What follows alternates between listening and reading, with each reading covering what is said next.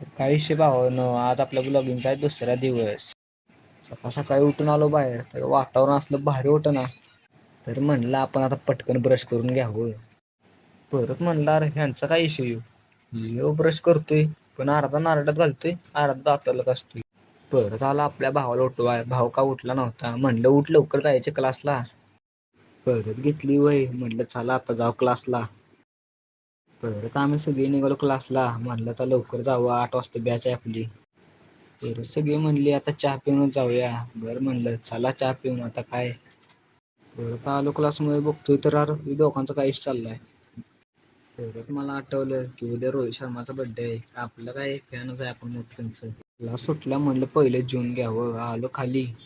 इकडचं चायनीज जरा वेगळंच वाटत होतं. म्हणलं चला आता खायला लागतंय. उन्हात तानात चालत परत निघालो घरी. ऊन तर इतकं भयान होतं ना, बेकार. परत तो भाव म्हणला मला चल काहीतरी गार खाऊन जाऊया. म्हणलं चला आता खाऊया. तर दुसऱ्या भावानं आणला चॉकलेट शेक. म्हणलं आता पिऊया. आम्ही दोघांनी तर आणल्या संपवून टाकलं. दुसऱ्या भावाला काय संपत नव्हतं. तर भावानं आरसा कशासाठी लावला असेल कमेंट करून नक्की सांगा. आपल्या इकडच्या इष्टपेक्षा इकडच्या इष्टला लयच गर्दी होती. बेकार विषय. रूमवरून लगेच ही डिझाईन केली.